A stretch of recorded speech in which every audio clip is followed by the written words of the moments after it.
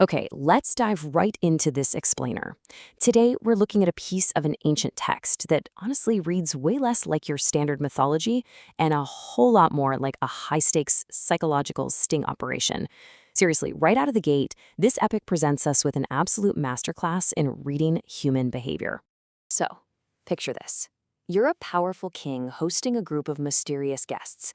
You strongly suspect they aren't who they claim to be, and you have to uncover their true identities. But here's the catch. You can't just ask them. Doing that would completely violate the sacred rules of hospitality, and worse, it would immediately tip them off that you're on to them. So what exactly do you do? Well, the solution, as we'll explore in today's explainer, is to set a trap. Not a physical one, but an ingenious behavioral trap based entirely on human psychology, instinct, and social conditioning. Instead of forcing an answer out of them, you just create an environment where your targets literally cannot help but reveal exactly who they are. The whole story kicks off with a royal invitation, delivered by a messenger using these exact words. These cars, adorned with golden lotuses, are worthy of kings. He's summoning a bridegroom's party to the nuptials of a woman named Krishna. And just like that, the bait is cast. You see, the sheer over-the-top luxury of this invitation, that's actually the very first test. Part 1, a royal invitation. So, the heroes of our text, known as the sons of Kunti, accept this invite. They travel to the magnificent abode of the king of the Panchalas, completely setting the stage for King Drupada's master plan.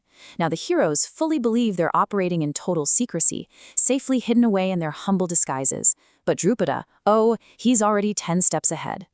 To really grasp Drupada's strategy here, we first have to wrap our heads around the four orders, because this ancient societal structure is the exact mechanism the king uses to bait his trap. Back then, society was strictly categorized into four main roles: priests, warriors, farmers or merchants, and laborers. And it's crucial to get that your order wasn't just your 9-to-5 job. It dictated your entire way of life, your deep-seated skills, and basically your instinctual interests. Part 2, the king's clever trap. King Drupada urgently needs to figure out which of these four orders his mysterious guests actually belong to.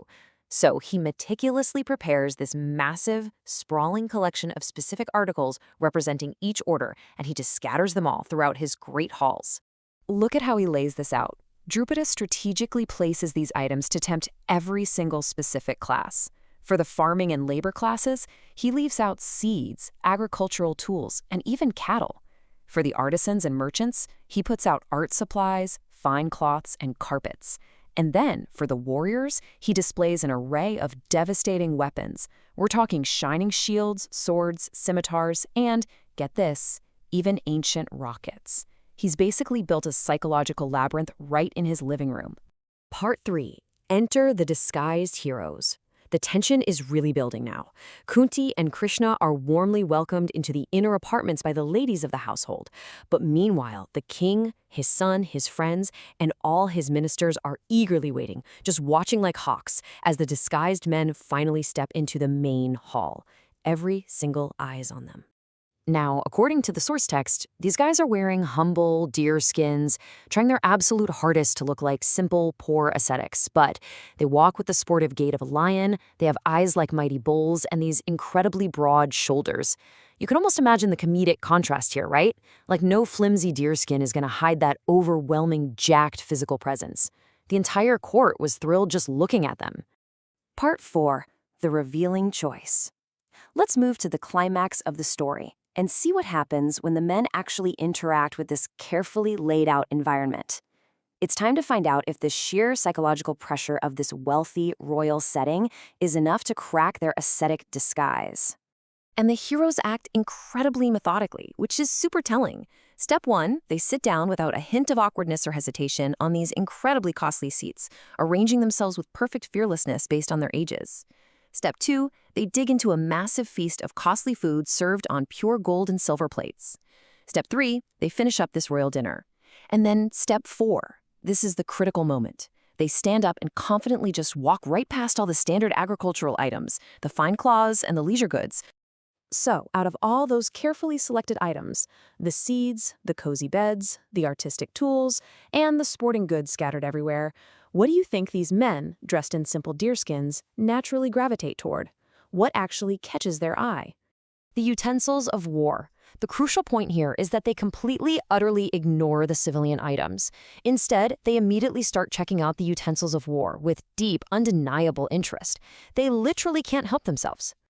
They're absolutely mesmerized by the arsenal. They study the finely tempered swords and scimitars. They admire the beautiful chariots and horses. They're picking up the first-class bows, the well-adorned arrows, and these heavy missiles ornamented with solid gold.